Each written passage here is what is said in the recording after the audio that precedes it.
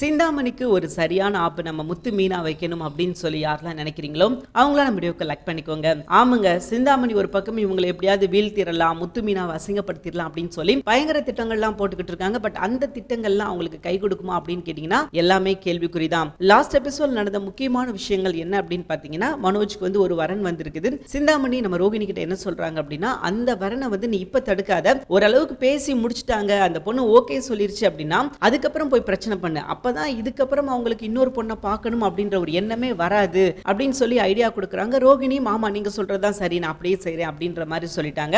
And இன்னொரு பக்கம் பாத்தீங்கன்னா சத்யாவோட காதல் கைகூடுமா அப்படின்ற மாதிரி தான் போய்கிட்டு இருக்குது. சத்யா ரேகா இவங்க ரெண்டு பேரும் லவ் பண்றாங்க அப்படின்றது நமக்கு நல்லாவே தெரியும். ரேகா ஆல்ரெடி முன்னாடியே சொல்லிட்டாங்க, நான் உன்னை விரும்புறேன், உன்னை பிடிச்சிருக்குது, நீ என்ன பதில் சொல்ல போற அப்படின்னு சொல்லி ஆல்ரெடி கேட்டிருந்தாங்க. இன்னைக்கு எபிசோட்ல பாத்தீங்கன்னா கேக் வாங்கிட்டு வந்து கொடுத்து சத்யாக்கு 4 ட்ரெஸ் எல்லாமே பாத்தீங்கன்னா காஸ்ட்லியான ட்ரெஸ் எல்லாம் வாங்கி கொடுத்து உன்னோட பதில் என்ன அப்படின்னு சொல்லி கேட்கும்போது தான் முத்து மீனாவுக்கு இந்த விஷயம் தெரிய வருது. அப்போ சத்யா கிட்ட கேட்குறாங்க, ஓ மனசுக்குள்ள என்ன இருக்குது அப்படின்னு சொல்லி கேட்கும்போது நானும் விரும்புறேன் அப்படின்ற மாதிரி சொல்லிட்டாரு. அண்ட் மீனா அந்த இடத்துல வந்து கோவப்படுறாங்க, இதெல்லாம் வேணாண்டா, இதெல்லாம் நமக்கு செட் ஆகாது, நம்ம வேற அவங்க வேற, அவங்க கிட்ட பணம் இருக்குது, காதலுக்கு வந்து எதுவும் பார்க்க மாட்டாங்க, ஆனா கல்யாணத்துக்கு கண்டிப்பா எல்லாமே பார்ப்பாங்க அப்படின்ற மாதிரிலாம் சொல்றாங்க. பட் முத்து வந்து தைரியம் கொடுக்குறாரு, அது பாக்குறப்ப பார்க்கட்டும், இப்ப நீ உனக்கு என்னடா சத்யா தோணுது அதை செய், அந்த பொண்ணுக்கு உன்னை பிடிச்சிருக்குதா, உனக்கு அந்த பொண்ணுக்கு பிடிச்சிருக்குதா, இது மட்டும் தான் முக்கியம், மத்த எதுவுமே நீ பார்க்காத, இப்போதைக்கு காதல் செய் அப்படின்ற மாதிரி சொல்லி அட்வைஸ் பண்றாரு. சோ சத்யாவுக்கு மனசுக்குள்ள ஒரு தைரியம் வந்துருச்சு. சோ நாளைக்கு எபிசோட்ல பாத்தீங்கன்னா தன்னோட காதல போய் சத்யா வந்து சொல்ல போறாரு. இது வந்து நிறைவேறிச்சு அப்படின்னா உண்மையிலேயே நல்லா இருக்கும்னு வச்சுக்கோங்களேன். பட் நிறைவேறல அப்படின்ற வரைக்கும் கண்டிப்பா அது சிக்கல்ல தான் போய் முடியும்.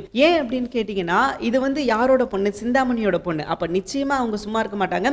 ஆல்ரெடி ஏற்கனவே இவங்களுக்கு நிறைய பிரச்சனை போய்கிட்டு இருக்குது அப்படின்றதுனால கண்டிப்பா இதையும் ஒரு பிரச்சனையா தான் பார்ப்பாங்க. இது பெரிய லெவல்ல பூதாகரமா வெடிக்கிறதுக்கு நிறைய வாய்ப்புகள், நிறைய சான்சஸ் இருக்குது. சோ அதனால சத்யா இந்த விஷயத்துல பொறுமையா இருக்கணும் அப்படின்ற மாதிரி சொல்றாங்க. ஆனா இங்க என்ன பிரச்சனை அப்படின்னா, அது சிந்தாமணியோட பொண்ணு தான் அப்படின்றது இப்ப வரைக்கும் முத்துக்கும் சரி மீனாக்கும் சரி யாருக்குமே தெரியாது. அதுதான் இங்க சிக்கல். இவங்க எல்லாம் என்ன நினைச்சுக்கிட்டு இருக்காங்க அப்படின்னா, இவங்க வேலை பார்க்கறதுக்குள்ள ஓனரோட பொண்ணு அப்படின்னு நினைச்சுக்கிட்டு இருக்காங்க. பட் அவரோட மனைவி தான் சிந்தாமணி அப்படின்ற விஷயம் யாருக்குமே தெரியாது. ஒரு பக்கம் இவங்க இந்த குடும்பத்துக்கு எதிராக குளிப்பறிச்சுக்கிட்டு இருந்தாலும் இப்ப இந்த குடும்பமே சேர்ந்து இவங்களுக்கு சரியான ஒரு பாடம் புகட்ட போறாங்க. அண்ட் பாத்தீங்கன்னா சம்மந்தியாக போறாங்க. நம்ம சந்திரா சிந்தாமணி பெரிய சம்மந்தியாக போறாங்க அப்படின்றது ரொம்ப நல்லாவே தெரியுது. சோ எபிசோட் இப்பதான் கொஞ்சம் கதைக்குள்ள வந்திருக்காங்க, கொஞ்சம் சூடு பிடிக்க ஆரம்பிக்குது அப்படின்னு சொல்லலாம். சோ ரொம்ப நாள் நம்மளும் வீடியோ போடாம இருந்தோம். மீண்டும் நம்ம சேனல் ரீஓபன் பண்ணிருக்கோம். சில சந்தர்ப்ப சூழ்நிலையால வீடியோ எதுவும் போட முடியல. மீண்டும் உங்க ஆதரவை எதிர்பார்க்கிறோம். தேங்க்யூ ஃபார் வாட்சிங்.